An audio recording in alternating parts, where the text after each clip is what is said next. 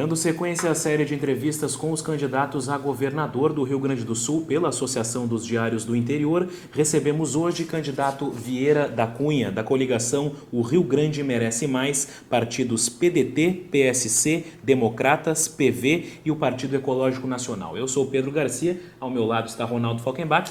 Candidato Vieira da Cunha, bem-vindo e muito obrigado pela presença. Eu que agradeço o honroso convite, estou aqui à disposição da nossa ADI. Bom, candidato Vieira da Cunha, se o senhor for eleito agora em outubro, o que o senhor estabelece como bandeira sua de governo? Como todo trabalhista, a nossa prioridade das prioridades é a educação.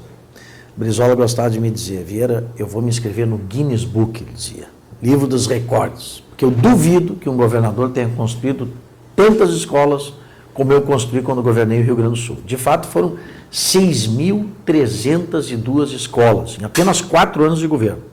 Se muitas delas não estivessem ainda de pé, até hoje, era de desconfiar que essa façanha pudesse ter sido cometida. Então, essa é a minha escola, está do DNA do trabalhista, da prioridade absoluta à educação. E nós vamos iniciar com os resgates dos CIEPs, das escolas de turno integral. O Colares, quando governou o Rio Grande do Sul há 20 anos, construiu quase 100 CIEPs no estado. Com raríssimas exceções, essas escolas estão transformadas em escolas convencionais, de 2 turnos.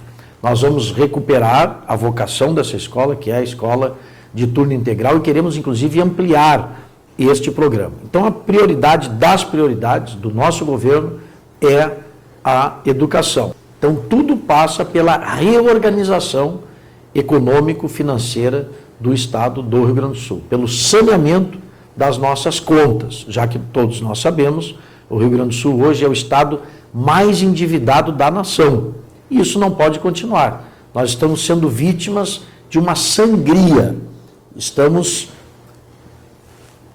transferindo para o governo da União, para o governo federal, recursos que faltam aqui para investirmos na melhoria da qualidade de vida da nossa gente. E isso não pode continuar.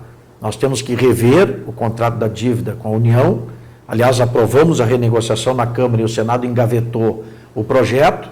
Nós temos que procurar recuperar as perdas da Lei Candir, que nos últimos 10 anos já alcançaram mais de 20 bilhões de reais, e nós não podemos nos conformar com o índice pífio hoje de participação do Rio Grande do Sul no Fundo de Participação dos Estados. Então, é um conjunto de situações que tem feito com que os recursos nossos aqui do estado sejam drenados para Brasília e muito pouco tem retornado. Candidato, nós vamos falar de dívida, vamos falar de Lei Candir, mas antes eu quero lhe questionar sobre as manifestações ocorridas no país na metade do ano passado. Foram um momento histórico para o país e o senhor, se for eleito, será o primeiro governador eleito após esse momento histórico. De que forma o seu governo vai responder ao anseio das ruas, a essa insatisfação que ficou expressa nas ruas da população em relação à política e ao poder público? Melhorando a qualidade dos serviços. Esses movimentos só ocorrem porque há uma precariedade inaceitável nos serviços públicos essenciais. Começou com o transporte público. Tá? O estopim de tudo foi a insatisfação da população com a qualidade do transporte coletivo. Inclusive começou aqui pelo Rio Grande do Sul, mais especificamente por Porto Alegre, e depois se alastrou país afora. Então nós temos que garantir à população serviços públicos de qualidade. O que o povo brasileiro não aceita mais, e aqui no Rio Grande do Sul não é diferente, é pagar os seus impostos e não ter como retorno serviços públicos de qualidade, principalmente nesses setores fundamentais, que é o transporte, a educação, a saúde, a segurança. E o povo também já transbordou a paciência do povo na questão da corrupção, que foi uma das grandes bandeiras desse movimento, tanto é que a PEC 37, que era aquela proposta de emenda à Constituição que visava a retirar poderes de investigação do Ministério Público, foi rejeitada praticamente pela unanimidade da Câmara, exatamente porque uma das bandeiras do movimento foi contra a PEC 37, porque o movimento também é contra a corrupção e contra a impunidade. Então são bandeiras que imantaram a consciência da população brasileira. Infelizmente, houve, no decorrer do processo, alguns desvios do movimento, atos de vandalismo, de depredação do patrimônio público e privado, o que acabou afastando a população desse movimento muito saudável de rua que estava pressionando legitimamente os governos para que eles cumprissem a sua obrigação, que é exatamente aquela que me referi, retornar os impostos pagos com serviços públicos de qualidade. Com esses grupos que se infiltraram, Black Blocs e outros, né, acabou então, o movimento acabou arrefecendo. Tá? E hoje, como tu disseste, ainda ocorre, mas de maneira isolada aqui ou ali. Mas deixaram grandes lições. Tá? Aqueles movimentos deixaram grandes lições. E penso que nós temos muito a aprender, né, com aqueles protestos, tá? Especialmente os políticos. E aí eu me refiro, né, a todos os níveis da política, tanto o legislativo como o executivo. Há uma crise enorme de representação política, a população não se sente representada, bem representada, pelo menos pelos atuais parlamentares e governantes. Isso tem que ser objeto de uma profunda autocrítica para que a política se reinvente no Brasil, a fim de que os representantes se reaproximem da população, para que não haja essa enorme crise hoje, né, de legitimidade dos políticos e das instituições. Porque isso é muito perigoso para o próprio regime democrático, na medida em que as instituições e os representantes eleitos, né, se distanciam, né, daqueles que lhe dão legitimidade, que é a população, é a própria democracia que entra em crise e que fica sob risco. E eu que já vivi, tenho 54 anos de idade, debaixo de uma ditadura, o que eu não quero é que volte uma ditadura, volte um período autoritário. Então nós temos que reinventar a política e temos que cada um de nós fazer a nossa parte, inclusive o eleitor, eu diria até principalmente o eleitor, porque ninguém cai no governo de paraquedas e muito menos no parlamento, todos são eleitos pelo voto popular. Então essa reinvenção da política passa também, né, por um maior grau de consciência e de critério do eleitor na hora de decidir o seu voto. As pessoas têm que participar mais, têm que se informar mais, quem são os candidatos, o que representam, qual é a sua história, qual é o seu passado, quais são as suas propostas, para depois então decidir o seu voto. Chega de tratar o voto como mercadoria, um ato cívico de fortalecimento do regime democrático. Candidato Vieira da Cunha, tem um tema que a gente tem percebido quão importância os candidatos dão para ele, porque a maioria dos que nós conversamos até agora, às vezes começam a tocar nesse assunto antes mesmo de chegar a pergunta. O problema da dívida no Estado.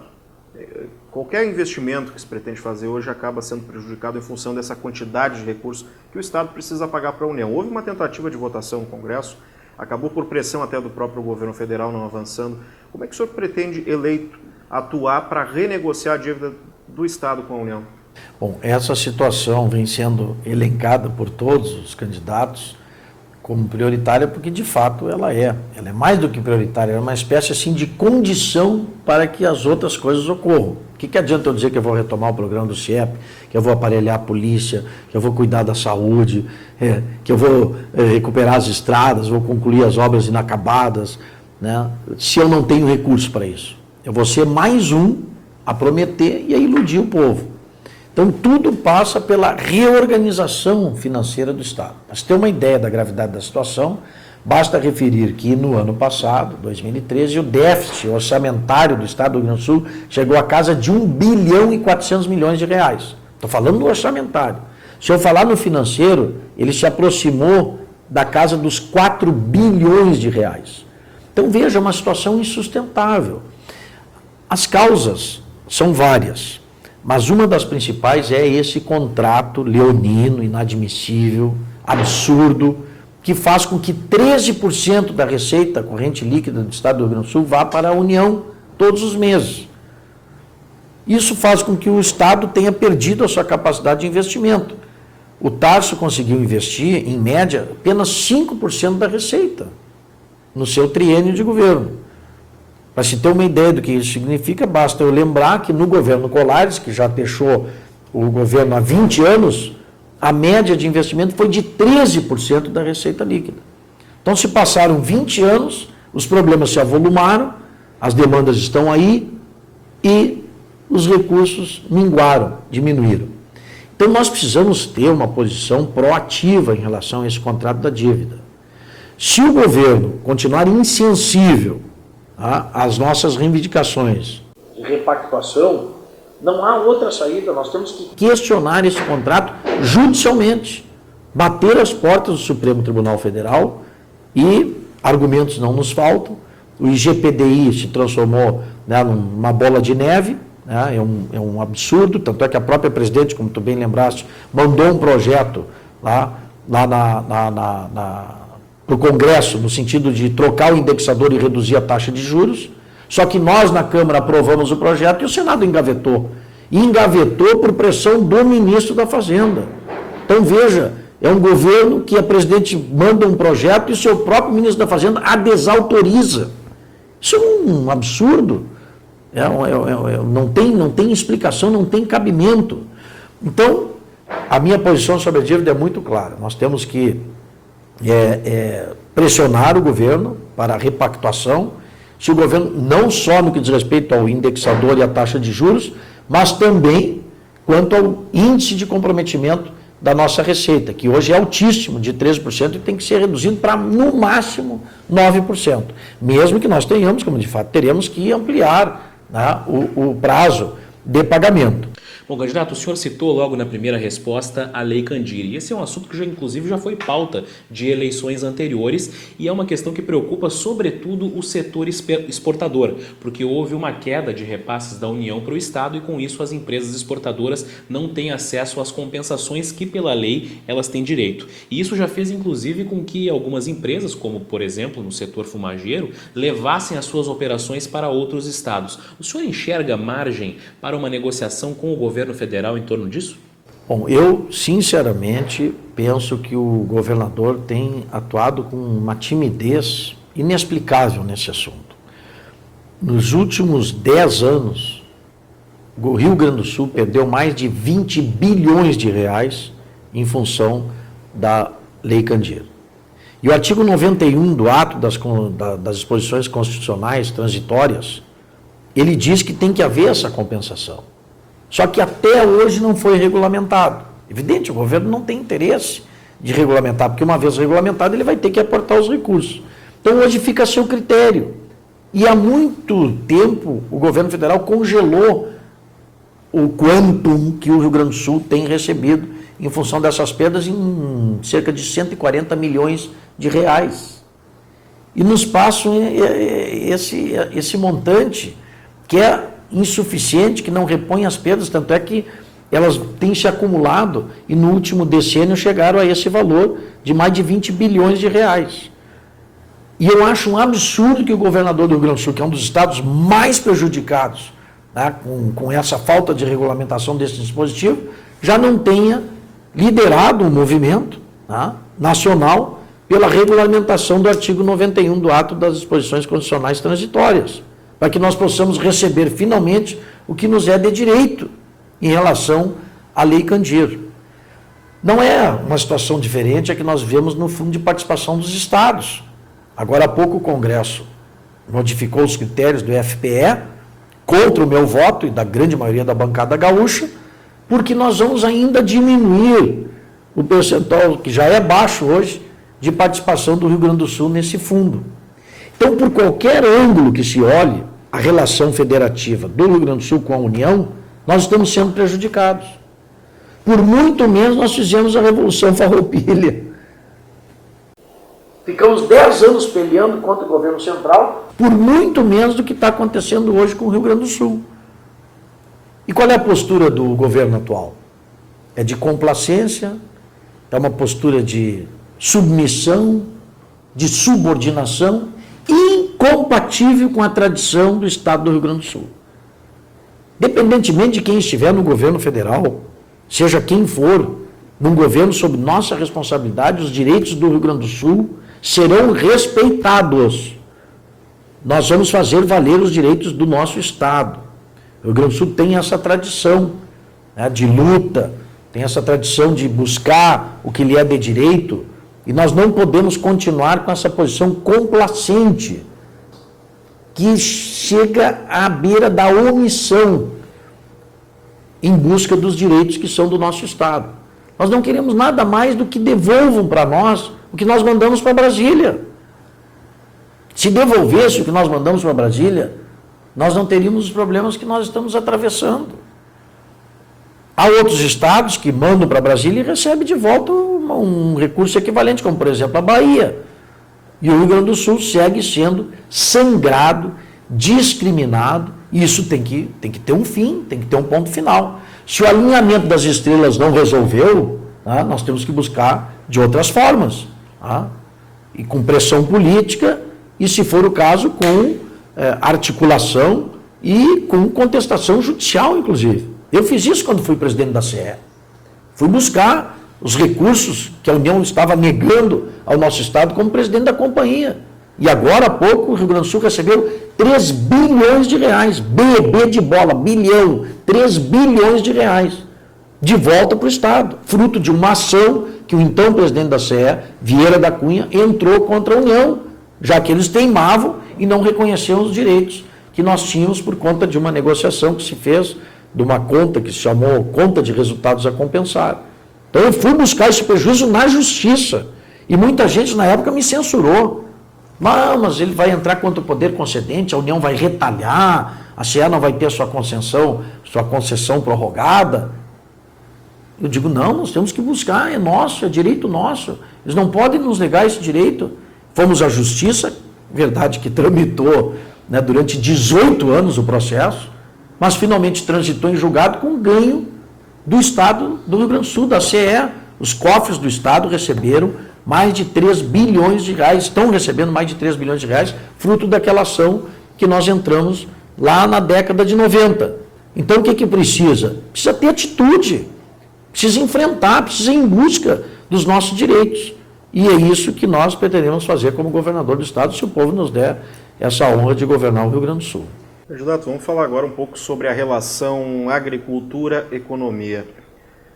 Hoje a agricultura do Rio Grande do Sul está muito dependente de questões climáticas. Um ano que a gente tem um clima favorável, a produção é elevada, reflete num PIB bom. E em outro ano, quando a gente tem chuva em excesso, ou principalmente estiagem, afeta a agricultura, a produção do campo, o PIB do Rio Grande do Sul cai. O que o senhor pretende fazer para reduzir essa dependência hoje que o setor produtivo do campo tem em relação ao clima? Bom, nós temos que ter medidas, né, e há tecnologia hoje para isso, né, uma política de irrigação, né, que faça com que nós possamos enfrentar esses períodos de estiagem, que, como tu bem lembrou, infelizmente existem, né, com uma certa frequência aqui no Rio Grande do Sul. Eu tive a oportunidade de visitar há alguns anos o estado de Israel, que consegue, né, com tecnologia e investindo nessa área, tirar leite de pedra, como a gente diz na gíria, né? É uma região inóspita, né, toda de pedregulho, e eles conseguem produzir na base do investimento em tecnologia e na irrigação. Então é isso, nós temos que investir, né, o Estado tem que fazer a sua parte, tem que haver uma política de Estado, né, de apoio ao nosso produtor, para que, independentemente das questões climáticas sejam benéficas ou adversas, ele possa, né, continuar produzindo, possa continuar fazendo a roda da economia do Rio Grande do Sul rodar, né, porque aqui esse é um estado que tem, né, a sua alavanca do desenvolvimento calcada exatamente na atividade agropecuária, né.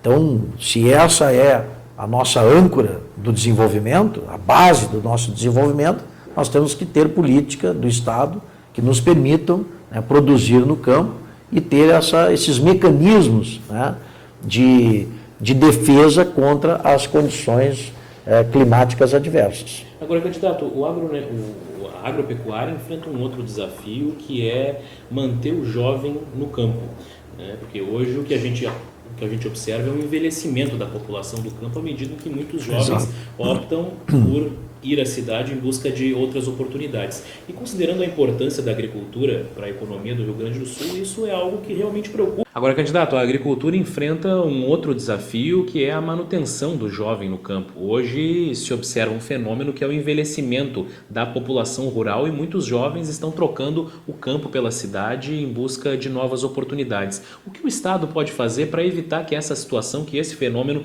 traga problemas maiores à economia no médio e longo prazo? É fazer que chegue ao campo, né, aquilo que atrai o jovem para o meio urbano. Nós estamos atrasadíssimos nisso, né, porque nem ligação trifásica, né, grande parte, né, da população rural tem. Né, então, uma energia, nem energia, que é um insumo básico para o desenvolvimento, a nossa zona rural tem. Né. Então, começa com uma energia de qualidade, com rede trifásica, para que a gente possa levar os equipamentos, a tecnologia, né, para o campo, para que o nosso jovem possa, dentro do seu, né, do seu ali, né, do seu local de moradia, da sua região, no interior, as condições que fazem com que ele vá para a cidade. Isso envolve desde os insumos básicos para o desenvolvimento, como é o caso da energia que eu me referi, até uma escola de qualidade. Né? Por que o jovem emigra? Né? Por que ele sai? Ele sai em busca de uma escola de qualidade, que geralmente não há na sua região, sai em busca de trabalho, né? Sai em busca, né, da tecnologia, da modernidade. No momento em que nós conseguimos levar isso para o campo, isso não se faz da noite para o dia, não é um período de governo que se faz, mas é uma política, né, que tem que ser iniciada para levar para o campo essas condições. E a partir daí, então, é claro que nós vamos estancar, né, a imigração e mais. Podemos, inclusive, sonhar, né, e é um sonho realizável, de inverter essa corrente. Que na medida em que nós tenhamos condições no campo, muitos vão voltar, porque nós sabemos o que é viver numa grande cidade hoje. Né? Os problemas do trânsito, a poluição, né, a violência. Né? Quem é que não quer viver, né, com a sua família com mais tranquilidade, no interior, com paz? Todos queremos. Agora, a questão são as condições para que o jovem possa constituir a sua família e criar seus filhos lá no interior, no campo. À medida em que nós criarmos essas condições, eu tenho certeza que a corrente migratória não só vai ser estancada, como pode até ter o efeito reverso. As pessoas vão voltar, vão querer voltar da cidade para o campo, né? E aí sim nós temos uma sociedade mais harmônica, desenvolvida de maneira mais harmônica. Né? Candidato Vieira da Cunha, um outro ponto, até relacionado a finanças também, diz respeito à máquina pública, né? Algumas críticas de que a máquina pública ela é muito onerosa, ela tem um custo elevado para o cidadão e às vezes acaba não beneficiando ele como deveria. Se eleito, o senhor tem alguma meta, algum projeto nesse sentido, de tornar a máquina pública do Rio Grande do Sul mais enxuta? Eu te diria o seguinte: nós precisamos ter uma máquina pública eficiente. Nem sempre a eficiência quer dizer enxuta. Vou te dar um exemplo. Segurança pública. Nós, há 20 anos, tínhamos quase 30 mil policiais militares no estado do Rio Grande do Sul. Estou falando em 1994, governo Colares. Hoje, passados 20 anos, 2014, de 94 para 2014, tem quase 6 mil policiais militares a menos no Rio Grande do Sul. Agora, na Copa do Mundo, padrão FIFA, né? Pegaram os policiais do interior, trouxeram para Porto Alegre.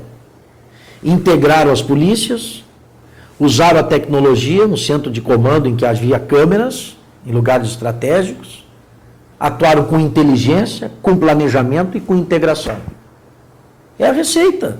Agora, para isso precisa ter recursos humanos e recursos materiais. Então, não pode se falar em enxugamento. O povo não quer enxugamento, o povo quer eficiência na prestação do serviço. A população quer eficiência.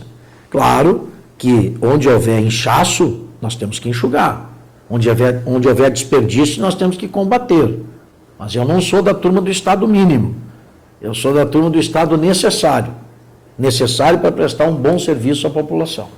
Candidato, já que o senhor tocou nesse assunto, como tornar a máquina pública mais eficiente? Porque hoje os serviços públicos não atendem o anseio da população, não tem o desempenho, a agilidade, a eficiência que a população espera. Nós temos aí obras que demoram muito para sair, quando começam demoram muito para terminar, enfrentam uma série de entraves burocráticos. Como superar isso? Eu te diria que é um conjunto de medidas. Tá? Primeiro, não é uma fórmula mágica, né? Porque são problemas estruturais que vieram se acumulando ao longo do tempo. Tem que ter uma linha, né, de governo, que é exatamente a busca da eficiência da máquina pública. Então, para que a máquina pública seja eficiente, ela não pode ser inchada, né? Ela tem que ter princípios que são princípios de austeridade. Né? Nós temos que estancar os ralos por onde se esvai o dinheiro público, que são principalmente o desperdício e a corrupção. Tem que ter uma política de combate efetivo à corrupção. Não podemos continuar convivendo aí com escândalos como há pouco nós assistimos aí nas obras das escolas públicas, obras inacabadas, mal feitas, não fiscalizadas. Tá? Então nós já temos poucos recursos. E o pouco que a gente ainda aplica mal. Aí nós não vamos superar a crise nunca. Então, como eu disse, é um conjunto de medidas. Onde houver inchaço, onde houver desperdício do dinheiro público, onde houver excesso de funcionários, claro, racionalizar, diminuir, enxugar, não tenha dúvida. E onde houver necessidade, onde já falta de recursos humanos, como por exemplo eu me referi à área da segurança pública, vamos realizar concurso público e vamos colocar para dentro da máquina pública os profissionais necessários para prestar um bom serviço à população. Onde der para enxugar, nós vamos enxugar. Por exemplo, número de cargos de confiança. Isso pode e deve ser enxugado. Priorizar o profissionalismo, o serviço público, a contratação por concurso. Isso nós vamos fazer. Tá? Agora, vai resolver? Não vai. Mas um conjunto, né, de medidas somadas, todas elas buscando a eficiência, a racionalização, a austeridade, bom, tudo isso somado vai chegar ao resultado que todos nós queremos, que é recuperar o equilíbrio econômico-financeiro do Estado. Temos que atuar nas duas pontas, na receita e na despesa. A receita própria, felizmente, tem andado bem. Nosso principal tributo, que é o ICMS, tem tido crescimento real de arrecadação. Tá? Agora, na ponta da despesa, nós temos que segurar, né? Porque o que está havendo, infelizmente, né, na minha avaliação crítica desse governo, né, é uma administração que não tem, né, sabido segurar as despesas. É um governo que toma empréstimo em cima de empréstimo. A grande meta do governo Tarso é pegar mais empréstimo. Né? Ele toma medidas para poder buscar mais dinheiro emprestado. É como se fosse assim uma família em que o pai, ele está, ou a mãe, né? Tem muita mulher chefe de família, que o chefe ou a chefe de família está totalmente endividado, o gerente do banco liga todos os dias, estourou o cheque especial, juro atrás de juro, cobrador na porta todo dia, o telefone não para de tocar, carnê da loja venceu, e eles continuam jantando fora, comendo do bom e do melhor, restaurante de primeira, entendeu? Reajustando a mesada do filho. É isso, o atual governo está agindo dessa forma. Isso é inconcebível. Então nós temos que ter uma atitude diferente, de enfrentamento da crise, uma postura, né, do governador, e que tem que depois perpassar por todas as áreas do Estado, de contenção de despesa, de racionalização administrativa, um conjunto de medidas, né, que levem o Estado a superar essa crise. Então é uma série de providências que, somadas, vão fazer com que nós possamos superar, né, essa situação em que o Estado se encontra. Falando em contenção de despesas, candidato Vieira da Cunha, o Rio Grande do Sul tem programas hoje de transferência de renda, como é o caso do RS Mais Igual. O senhor pretende manter, alterar esses tipos de programas que repassam recursos para a população de baixa renda? Não, nós temos que manter esse tipo de programa. Aliás, eu aproveito para dizer o seguinte, eu não sou daqueles que, ao chegar no governo, vou deixar de reconhecer avanços, né? Projetos que possam ter melhorado, né, a situação em determinado setor, que venham, né, trazendo benefícios à população, que venham dando resultados positivos, serão mantidos. Né? Inclusive com o reconhecimento da paternidade, não tem problema nenhum. Não? Porque um dos problemas que nós temos aqui no Rio Grande do Sul é isso, quer dizer, se foi feito pelo meu antecessor, não presta. Né? O mínimo que faz é trocar de nome. Mantém o programa, troca de nome. Não, tem que reconhecer, olha, isso está bem feito, é um projeto que está dando certo, vamos manter e vamos reconhecer que começou do governo de fulano, no governo de Beltrano, não tem problema nenhum. Isso tem que acabar. Um dos segredos para nós buscarmos a eficiência administrativa é a continuidade. Mas não precisa ser continuidade com os mesmos. É salutar, faz bem para a democracia, oxigenar o poder político, renovar. Mas ações e programas bem-sucedidos têm que ter continuidade. Mudou o governante, mas continua o programa. E esse é um deles, pela simples razão de que nós vivemos num estado com 1.300.000 pessoas na pobreza. Vou repetir o número, porque pouca gente sabe, ele é impressionante. O Rio Grande do Sul, o nosso Rio Grande do Sul, que é tido como estado rico, desenvolvido, tem 1.300.000 pessoas na pobreza, sendo que destas, 300.000 são miseráveis. Então, essas pessoas têm que ter uma política social, né, que lhes permita sobreviver com alguma dignidade. Então, esses programas de transferência de renda serão mantidos no nosso governo. Agora, tem que ter porta de saída. Não adianta dar uma bolsa, uma complementação de bolsa, e as pessoas com isso, né, se eternizarem ali com a mesada do governo. Então nós temos que ter políticas de qualificação dessas pessoas para que elas possam aprender uma profissão, ingressar no mercado de trabalho e poder sobreviver do suor do seu rosto, e não de mesada do governo. E isso é o que tem faltado, infelizmente, tanto de parte do governo federal como de parte do governo do estado.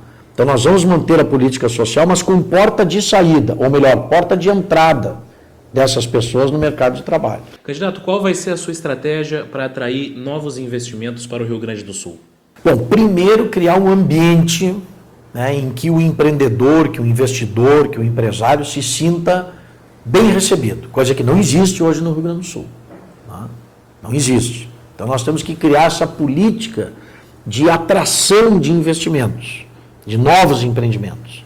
As pessoas têm que saber que aqui no Rio Grande do Sul, os empreendedores, os empresários vão ser muito bem recebidos e vão ter, de parte do governo do estado, um parceiro para que eles possam desenvolver os seus negócios no ambiente de confiança.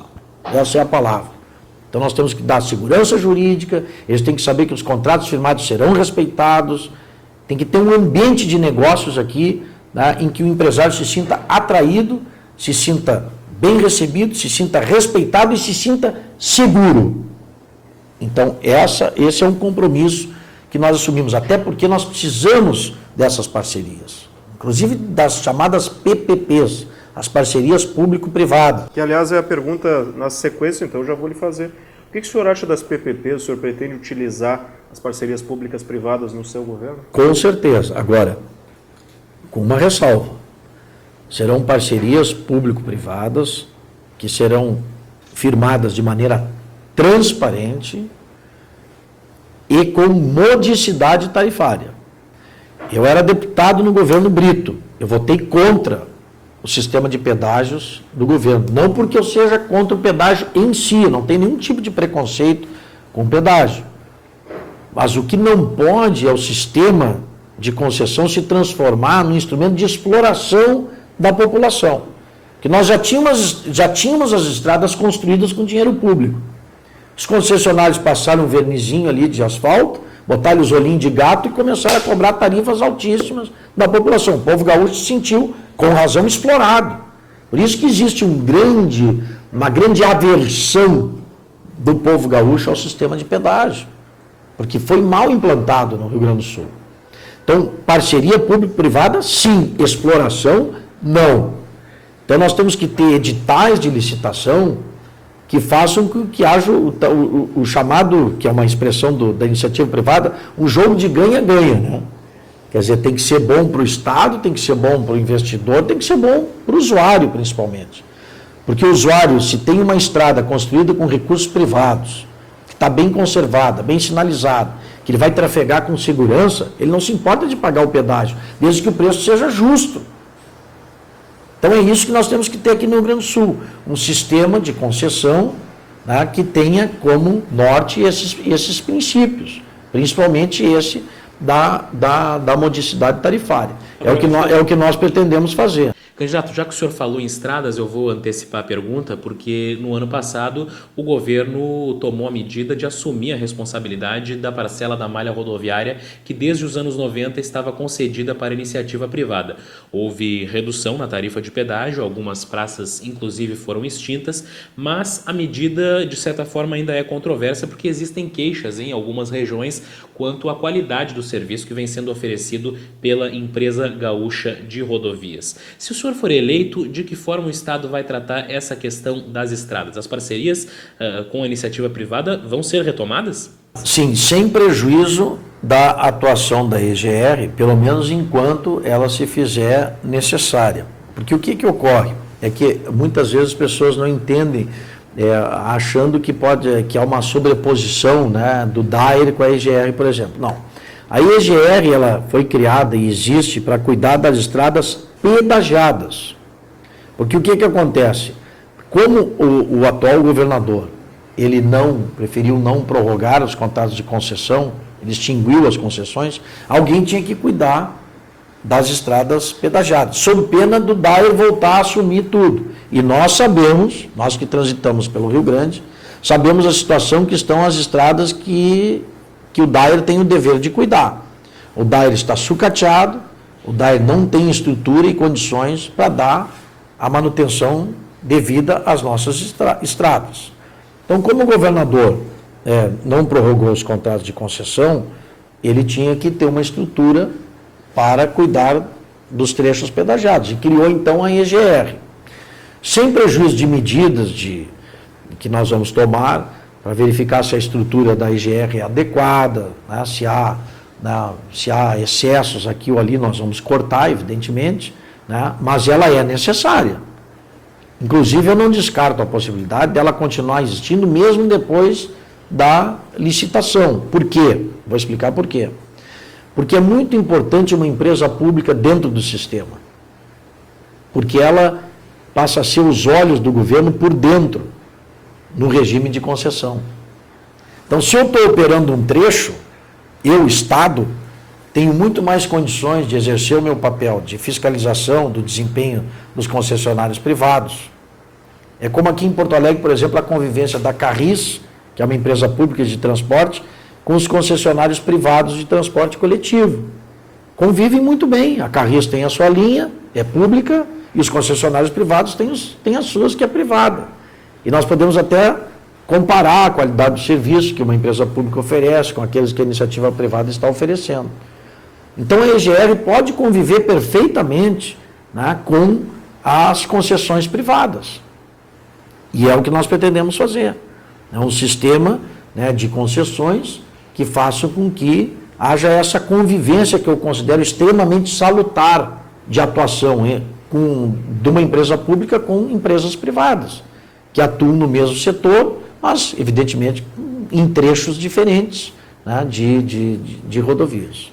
Bom, o candidato Vieira da Cunha tem um outro ponto também, que ele tem aparecido e com certeza vai aparecer muito ainda, não só nesse período eleitoral, mas independente de quem for eleito, que é a questão da relação entre o governo do Estado e o magistério gaúcho. Sim. A questão envolvendo o piso nacional dos professores, o governo do Estado diz que não tem condições de pagar hoje atualmente porque há um indexador, que segundo o Estado não é o ideal, houve até uma tentativa de mudança sobre isso. Se eleito, o que o senhor pretende fazer em relação ao piso e como é que deve ser a sua relação, a relação de Vieira da Cunha com o magistério gaúcho? Começo pela parte final. Vai ser de diálogo permanente de busca de parceria, porque não se faz educação de qualidade sem o professor motivado e valorizado. Então, ponto número 1. Se depender de mim, com o CEPER, sindicato atrito zero. 100% de parceria, de diálogo e de relação construtiva. Quanto ao piso, a Lei Nacional do Piso, que tem, aliás, do governador atual a segunda assinatura, ele era ministro da Educação quando a lei foi editada. Então, a primeira assinatura é Luiz Inácio Lula da Silva, a segunda é Tarso Fernando Genro. Por isso é que há uma revolta da categoria com o governador, porque ele é o signatário da lei do piso e entrou na justiça, né, contestando a lei que ele mesmo foi um dos que assinou. A lei do piso, no seu artigo 4º, tem um dispositivo que diz o seguinte, que aqueles estados que tiverem dificuldade orçamentária para cumprir a lei do piso, receberão aporte de recursos da União. Mas o mesmo dispositivo condiciona esse aporte de recursos àqueles estados que recebem complementação do Fundeb. Até porque as nossas matrículas aqui têm decrescido, nós não conseguimos aportar, acessar os recursos para pagar o piso. Há um ofício, inclusive, que chegou às minhas mãos há poucos dias, do ministro da Educação, dirigido ao governador Tarso Genro, explicando essa situação. Eu não tenho conhecimento de atitude do governador para fazer a modificação dessa lei, porque ao invés de contestar a lei do piso na justiça, como ele fez, ação, aliás, que nós vamos imediatamente retirar, que nós concordamos com a valorização salarial do magistério, não queremos contestar a lei do piso, nós queremos criar as condições do seu cumprimento. Porque já que nós não temos condições aqui no Estado de cumprir, nós temos que buscar essa parceria com a União que já está prevista em lei. E retirar da legislação o impedimento, que é a complementação do Fundeb. Eu mesmo, como deputado federal, sou autor de um projeto de lei para modificar o artigo 4º da lei do piso. Outros deputados também têm iniciativa no mesmo sentido. O que falta? Falta força política para fazer a modificação legislativa necessária e fazer essa parceria com a União, que eu repito, já está prevista em lei para poder honrar o pagamento do piso nacional do magistério. Esse é o caminho que nós vamos percorrer. E eu penso, porque hoje são poucos os estados que recebem essa complementação, que eu vou ter o apoio de colegas governadores, né, que vão, junto comigo, fazer a pressão, né, junto à União, para que venham esses recursos. Tá? Eu acho o caminho que o governador Tarso adotou totalmente equivocado. Né? Ao invés de ir contra a lei na justiça, ele tinha que ter buscado, pela via política, do convencimento da negociação com o governo federal e com o próprio parlamento, a modificação da lei para que o Rio Grande do Sul possa receber essa complementação dos recursos necessários ao pagamento da lei do piso. Bom, candidato, outro ponto que interessa diretamente o funcionalismo é a questão do IP, porque nós observamos em várias regiões aí situações de verdadeiras debandadas de médicos que estão se descredenciando do IP porque alegam que os valores pagos não são suficientes e aí diversas especialidades ficam desassistidas. O que o Estado pode fazer para melhorar a qualidade do IP e o atendimento à população, ao funcionalismo mais especificamente?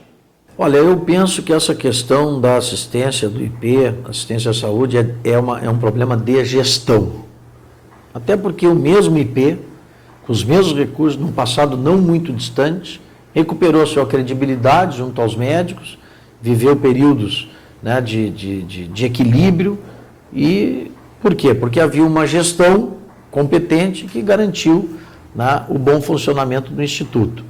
Então, eu penso, sinceramente, que uma gestão profissional, né, que faça com que os recursos, né, do Instituto sejam bem aplicados, resolve, né, esse tipo de problema, essa fuga de médicos hoje constatada, que já ocorreu também no passado. Candidato, saúde, tema também importante nesse período eleitoral. Hoje, o Estado do Rio Grande do Sul não consegue investir o mínimo previsto pela Constituição na área da saúde, que são os 12%, De outro lado, a gente tem municípios, alguns deles investem quase 30% dos orçamentos municipais na área da saúde, que acaba, evidentemente, prejudicando, né, as contas de muitas prefeituras. O que o senhor pretende fazer, se eleito, para aumentar os investimentos na área da saúde? Bom, cumprir a lei. Nós temos que cumprir a lei. O Rio Grande do Sul tem que investir os 12% previstos em lei na área da saúde. Se conseguirmos fazer isso, já vamos estar dando uma grande contribuição, né, para melhorar a qualidade do atendimento da população. O problema da saúde não vai ser resolvido isoladamente, nem pelos municípios, que, como tu bem disseste, eu repito, já gastam até mais, né, do que podem e do que têm o dever legal de fazê-lo e constitucional, nem pelo Estado, né, e nem pela União. Nós temos que ter um regime de colaboração entre os 3 entes federados para resolver a questão da saúde pública. Um exemplo concreto é esse hospital que foi inaugurado há pouco tempo aqui na Zona Sul de Porto Alegre, um sonho de muitos anos. Então se uniram iniciativa privada, o Grupo Moinhos de Vento, a União, que bancou metade dos recursos, mais o Estado e a Prefeitura de Porto Alegre. A parceria dos 4 resultou no atendimento do antigo sonho da população, que é um hospital 100% SUS para atender o extremo sul de Porto Alegre. Então está ali a fórmula. Tá? Tem que haver esse esforço coordenado, tá, entre todos os entes da federação, com a iniciativa privada, com os hospitais privados, com os filantrópicos, para resolver o problema. Senão nós não vamos resolver. Não há pesquisa que se faça, tanto em nível nacional como aqui no Rio Grande do Sul, que não elenque a saúde como problema número 1 da população, disparadamente. Antigamente era desemprego, violência, aparecia educação, segurança, e hoje é saúde, mas assim, disparadamente. Por quê? Porque o sistema não está funcionando. Porque as pessoas que precisam do atendimento não estão tendo. Principalmente quando se trata do chamado atendimento de alta complexidade. Porque aí o interior do estado, né, não tem a rede preparada para atender os casos de alta complexidade e tem que estar mandando para Porto Alegre. Congestiona o sistema aqui, as filas ficam enormes, muitas vidas se perdem, seja no tempo de espera, seja no próprio deslocamento. E a situação está aí, a população desassistida, né, e apontando a saúde como o problema número 1. Bom, se é o problema número 1, nós, governantes, temos o dever de dar a ele a importância que a população está atribuindo. E isso nós pretendemos fazer no nosso governo, buscar as parcerias necessárias com a União, né, com os municípios, para fazer com que as regiões, as próprias regiões, possam ter a estrutura necessária para dar resolutividade aos atendimentos. Bom, o senhor falou dos hospitais, candidato, e nós temos aí diversos casos em várias regiões do estado de hospitais que estão afogados, com falta de leitos, enfim, sem conseguir atender a demanda de atendimento da população. O que o Estado deve fazer? Que tipo de investimento deve ser priorizado? Deve-se construir novos hospitais? Por onde o senhor vai começar? Bom, essa é uma questão técnica, né? Essa resposta tem que ser dada pelos especialistas no assunto, a partir de estudo de demandas, de prioridades. Nós temos uma bagagem acumulada em relação a isso, há planos em andamento, há os conselhos regionais de desenvolvimento que têm discutido, que aliás eu quero aqui sublinhar, é uma conquista de um governo trabalhista, de Alceu Colares, que não só criou, como institucionalizou os conselhos regionais de desenvolvimento. Hoje nós temos uma radiografia clara das demandas de todas as regiões do estado, as prioridades elencadas num processo democrático, né, de discussão com a comunidade, e os COREDs vão ser instrumentos valorizados, respeitados no meu governo, porque são essas instâncias, né, que fazem com que haja, né, um planejamento e uma democratização no estabelecimento das prioridades de governo. Né? Então, com essa parceria, com essa participação e principalmente com estudos técnicos, nós temos que identificar quais são as principais demandas e agir, né, nas regiões de acordo com a peculiaridade daquela região. Não há uma fórmula uniforme para resolver o problema da saúde no estado, porque na região centro pode ser uma solução, no norte pode ser outra, no litoral já é uma terceira. Por quê? Porque todas as regiões têm as suas redes já constituídas. Então pode ser que numa determinada região se justifique construir um novo hospital, tá? Equipar um novo, fazer um novo prédio. Em outra região pode ser que o caminho seja modernizar e reestruturar um hospital já existente. E assim vai. Eu acho que nós temos que estudar regionalmente a demanda e atuar localmente na região de acordo com as características, as demandas e os estudos técnicos que vão indicar qual é o tipo de estrutura necessária para o bom atendimento da população naquela região específica.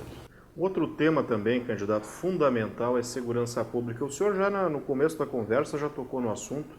Hoje há uma defasagem de homens. Se a gente pegar o exemplo da Brigada Militar, se fala que seriam necessários hoje mais 10 mil homens no estado. A Prefeitura de Porto Alegre está pedindo mais 2 mil policiais, né, para reforçar a segurança.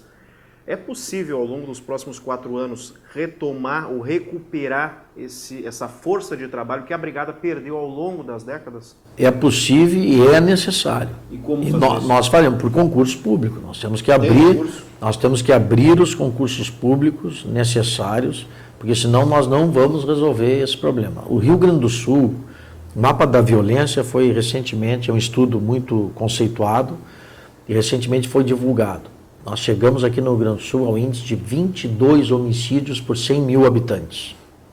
Para vocês terem ideia do que isso significa, basta dizer que aqui no Uruguai, do nosso ladinho, é de 5 homicídios por 100 mil habitantes o índice. Nós convivemos aqui com 22 homicídios por 100 mil habitantes. Uma situação inaceitável.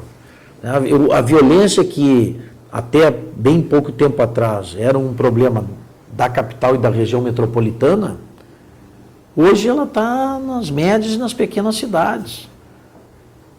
E esse problema se generalizou no estado inteiro.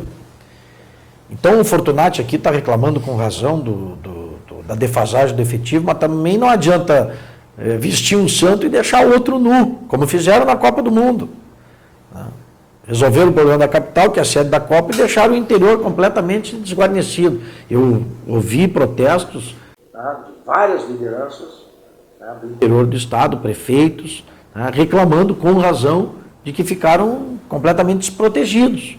Porque a criminalidade ela migra, onde tem ambiente mais propício, mais favorável, ela migra. É o caso do Rio de Janeiro. Rio de Janeiro, com a política lá de pacificação das UPPs nas favelas, as gangues se transferiram para outros lugares, mas continuam existindo.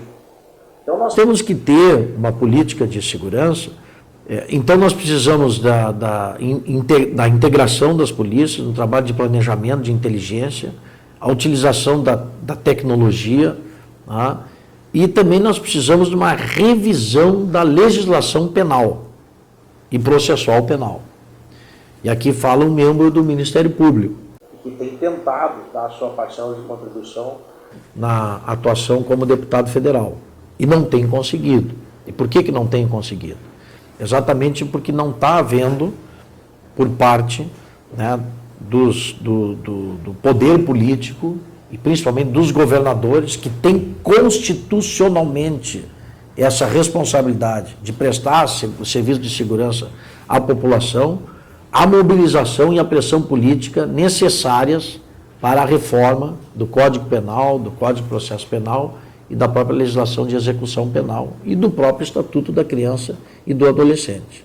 Há uma exceção honrosa, o governador Geraldo Alckmin, que esteve várias vezes no Congresso e continua militando na causa de reforma do ECA, do Estatuto da Criança e do Adolescente, naquele dispositivo que hoje diz que, independentemente do crime praticado, o adolescente fica no máximo 3 anos internado e tem que ser compulsoriamente liberado, o que é um absurdo. Então nós estamos lutando para modificar esse dispositivo legal e com a pressão política do governador de São Paulo. O que tem feito o governador do estado do Rio Grande do Sul nesse sentido? Absolutamente nada. Nós temos que acabar com essa questão de dar progressão de regime, livramento condicional e outros benefícios, sabendo que o preso vai sair na primeira esquina, ele vai praticar um crime tão grave ou mais grave ainda do que o levou à prisão. E para isso nós temos que ter o exame criminológico. Está lá um projeto, há anos tramitando, que eu não consigo aprovar. Como governador, é claro que nós vamos ter mais poder político para fazer essa pressão sobre o Congresso Nacional, para que nós possamos ter, né, uma legislação penal e processual penal mais rígida, né, que possa dissuadir aqueles que querem seguir o caminho do crime. Hoje cumpre um sexto da pena e vai para a rua. O sistema semiaberto não funciona e a população não aceita mais isso. Aí nós temos a obrigação de revisar essa legislação. E também dotar, e aí um outro ponto importante na área da segurança, o sistema penitenciário de condições, né, de receber a população carcerária. Nós estamos convivendo aqui em Porto Alegre, em plena capital do estado, com uma das piores cadeias do país, que é o Presídio Central de Porto Alegre. Isso é uma vergonha para todos nós gaúchos. Isso é inadmissível. O governador já foi denunciado a organismos internacionais pela omissão em resolver esse problema. Pois é, candidato, nós estamos nessa situação calamitosa do Presídio Central de Porto Alegre, mas em outras regiões não é diferente. Nós temos por todo o estado aí presídios superlotados, com problemas muito sérios de infraestrutura. De que forma o seu governo vai agir para minimizar esse quadro dramático? Ele pode e deve construir os chamados presídios regionais, presídios que não tenham superpopulação carcerária, e cada região tem que resolver esse problema, né? Porque os presos têm uma origem, têm uma procedência, né? São presos que têm, né, que têm uma determinada origem, de onde eles vêm. E hoje nós temos uma concentração absurda ali no complexo de Charqueadas e aqui, né, na capital.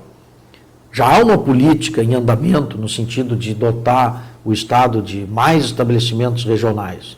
Nós temos que dar continuidade a essa política e acelerar esse processo. No último debate que eu tive com o governador, ele disse, não, mas nós já estamos fazendo, nós estamos esvaziando o Presídio Central, tudo no gerúndio, né? Fazendo, esvaziando. Está terminando o governo e eles continuam fazendo, esvaziando, vamos fazer, vamos, quer dizer, né? E não acontece, não chegaram até o absurdo de falar que iam desativar o Central. E eu digo que é um absurdo, porque eu fui promotor de execuções criminais. Eu fazia inspeção nos presídios. Como é que Porto Alegre, a capital do estado, vai prescindir de ter um estabelecimento penal para onde vão os presos em flagrante, os presos preventivamente, aqueles que estão aguardando ainda a decisão judicial? Vamos botar onde essa gente? E sem eu referir aqui o índice de criminalidade, se nós formos a Porto Alegre é uma coisa impressionante, né? Porto Alegre, no mapa de violência, tem um índice de homicídios de 42,4 por 100 mil habitantes. Rio Grande do Sul já é alto, que é de 22, Porto Alegre tem 42,4. Para vocês terem uma ideia, Rio de Janeiro tem 21,5, São Paulo baixou para 15,4, São Paulo capital, o índice de homicídios. Então, antigamente se dizia que Rio e São Paulo eram cidades violentas. Compara com Porto Alegre. Vou repetir, hein? Porto Alegre 42,4, Rio de Janeiro 21,5 e São Paulo 15,4 homicídios por 100 mil habitantes. Rio e São Paulo, cidade violenta, é coisa do passado. Agora, Porto Alegre é a cidade violenta.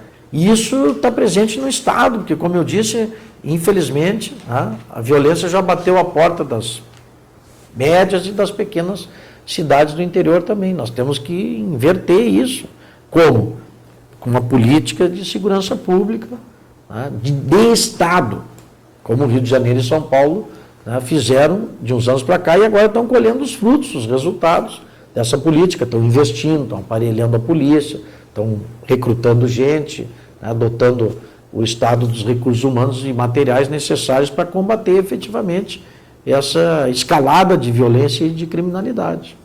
Bom, candidato Vieira da Cunha, voltando a um assunto que a gente abordou lá no início da entrevista, das manifestações do ano passado, do meio do ano passado, o principal ponto levantado pelas mobilizações foi justamente a questão do transporte, reajuste da tarifa, o impacto no bolso do trabalhador, a qualidade do serviço. Se eleito, o senhor acredita que há espaço para que o Estado consiga reduzir o valor da tarifa do transporte urbano e mais, há como o Estado subsidiar a tarifa do transporte? Bom, primeiro as manifestações estavam muito voltadas ao transporte municipal, né? Era a questão tarifária no município. E esse é um assunto da competência, né, dos prefeitos.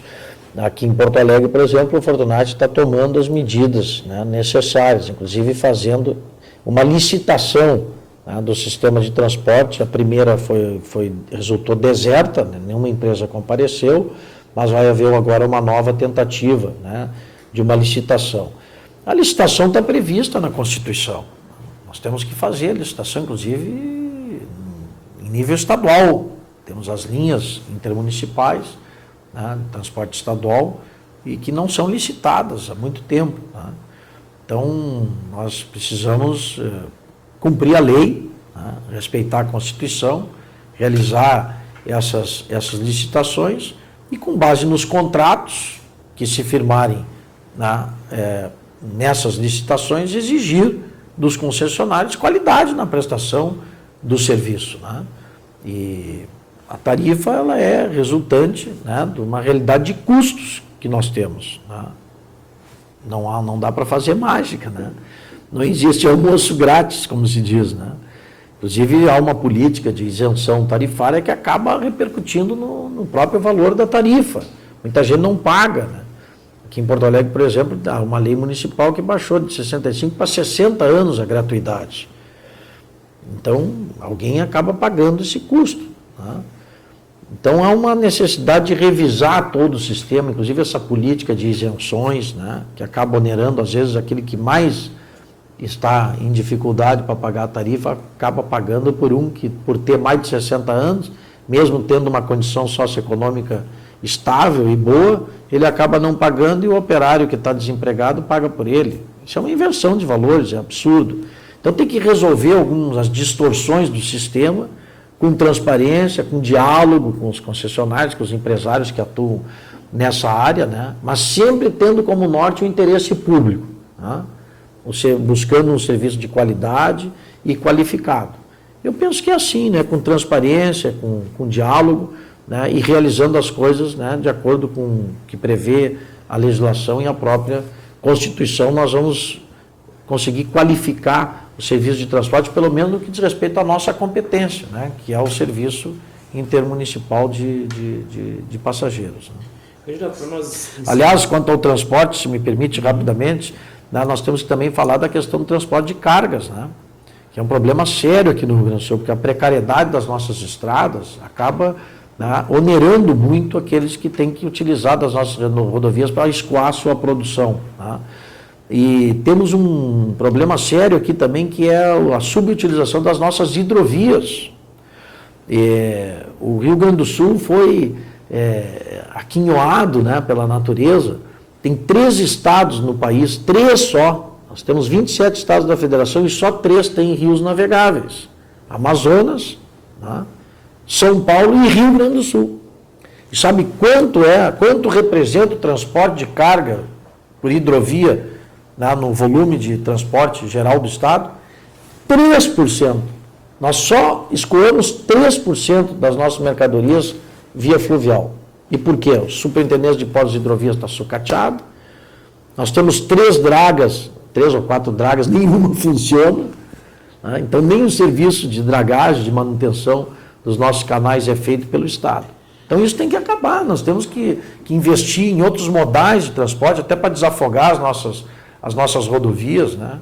É um transporte mais barato, menos poluente, né? E isso vale também para as ferrovias, né?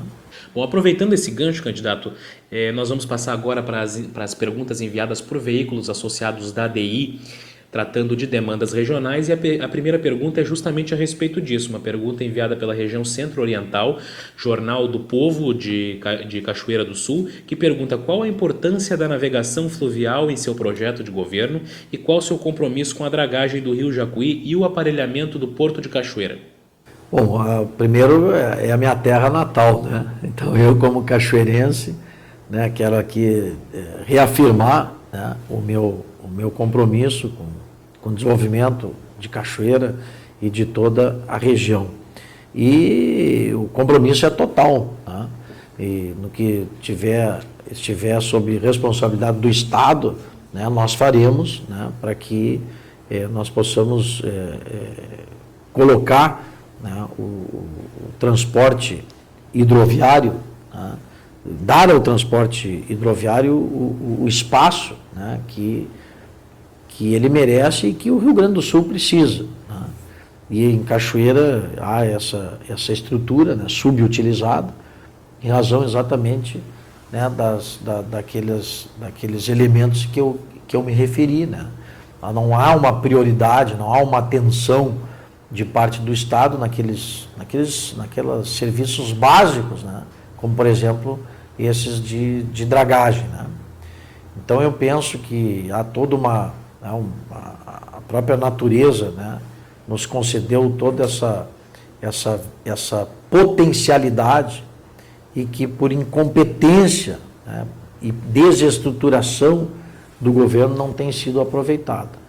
E essa é uma meta que nós perseguiremos num governo sob nossa responsabilidade. Então, aliás, candidato, da sua região tem mais uma pergunta também de 2 setores importantes por lá. Como o senhor pretende atuar para o desenvolvimento da cadeia produtiva do arroz e da cadeia produtiva da soja? Como é que o Estado pode auxiliar no desenvolvimento dessas culturas?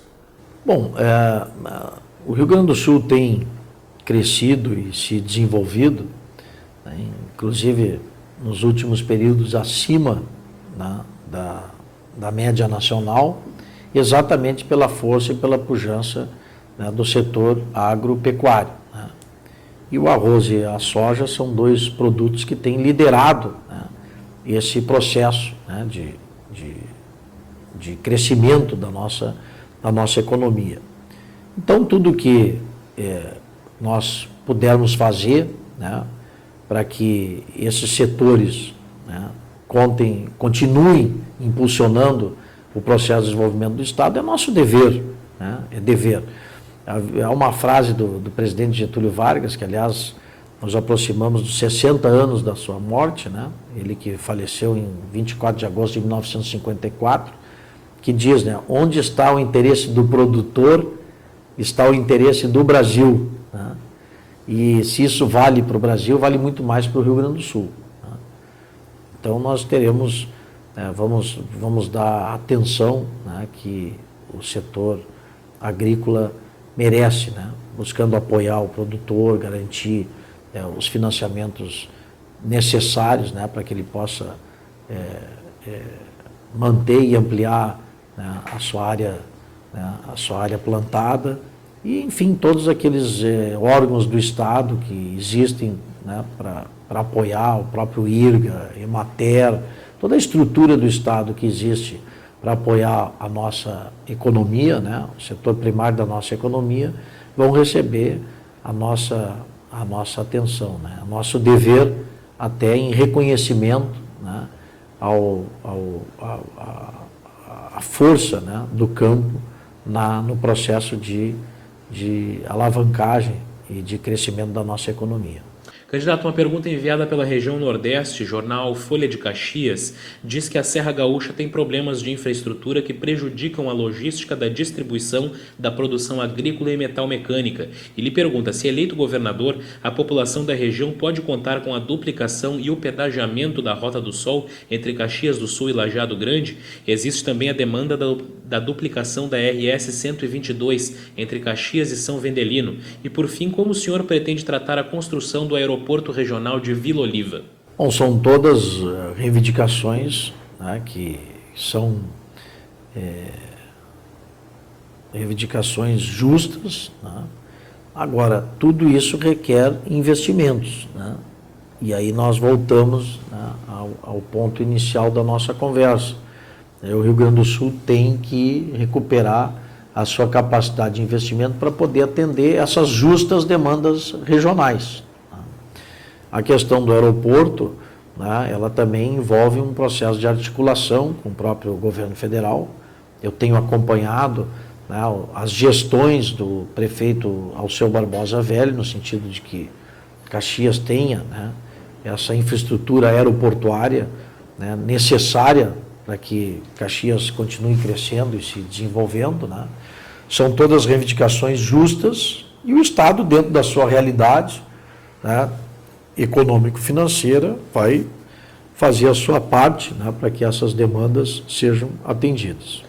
Demandas também, candidato, aparecem na pergunta enviada pela região metropolitana Jornal IBA. Por exemplo, duplicação da ERS 240 entre Portão e Montenegro, que há um impasse entre DAIR e EGR. Tem também a 287, ligação da região com Porto Alegre, com o centro do estado. Não recebe manutenção adequada por parte do DAIR. Então a pergunta do Jornal IBA é a seguinte, candidato. O que o senhor pretende fazer em relação ao DAIR e o que é possível fazer para melhorar a infraestrutura da região, especificamente da região do Vale do Caí? O DAIR precisa ser reestruturado, né?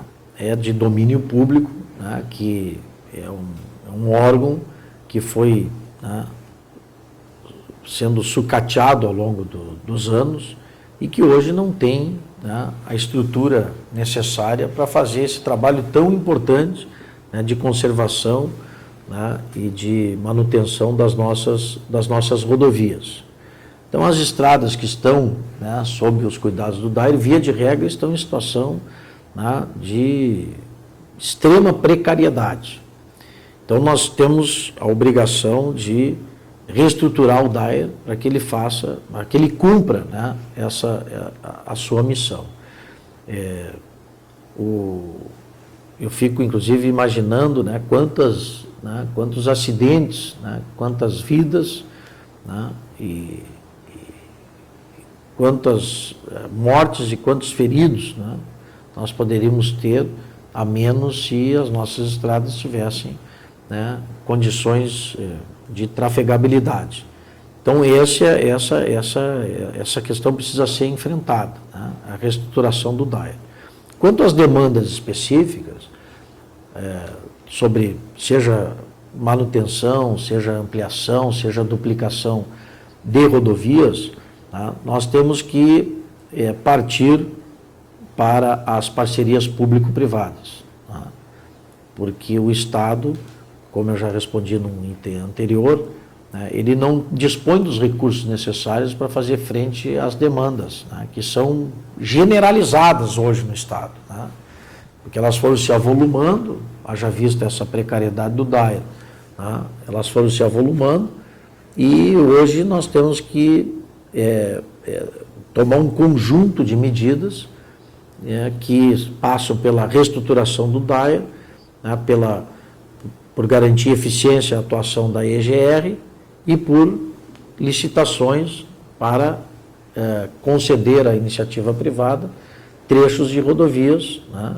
para que nós possamos ter, né, no estado do Rio Grande do Sul um conjunto de obras, né, que permitam que a nossa malha rodoviária seja recuperada e que atenda com qualidade a população usuária. Bom, de certa forma o senhor já respondeu essa próxima pergunta, mas eu vou lhe fazer porque, afinal de contas, foi a pergunta enviada pela região Noroeste, jornal O Nacional, diz que Passo Fundo é polo de uma importante região em que a logística é fundamental para o desenvolvimento. E aí ele pergunta sobre dois projetos de duplicação, o da ERS 324, entre Passo Fundo e Casca, e o da ERS 135, entre Passo Fundo e Erechim, ambos parados no governo do estado. Qual a promessa ou proposta do candidato para viabilizar a duplicação destas duas importantes rodovias? Assim como várias outras obras, né, que estão paradas, inconclusas, outras sequer iniciaram. Então nós temos muitos gargalos, né, em várias regiões do estado. Estas obras já estão identificadas e elencadas como prioridade pelos COREDs, pelos Conselhos Regionais de Desenvolvimento. Nós temos esse quadro, né, muito bem definido, né, pelos COREDs, então nós sabemos o que temos que fazer e onde temos que atuar, né. O que nós precisamos é tomar um conjunto de providências administrativas, seja na recuperação e reestruturação do DAIR, seja na atuação eficiente da IGR, seja, né, nas licitações em busca de parcerias público-privadas que nos permitam, né, concluir as obras que estão em andamento, de um lado, realizar as obras novas necessárias e conservar as estradas, manter as estradas e dotá-las de qualidade para que os nossos usuários possam trafegar com segurança. Acho que essa sua resposta, candidato, se aplica também à pergunta enviada pela Gazeta do Sul, da região dos Vales, sobre a necessidade de duplicação da RSC 287, principalmente no trecho Santa Cruz-Venâncio. Exatamente, vale a mesma resposta, né? É um trecho de alta trafegabilidade, né? E nós temos que ir em busca, né, de uma fórmula que faça com que haja os investimentos necessários, né, para que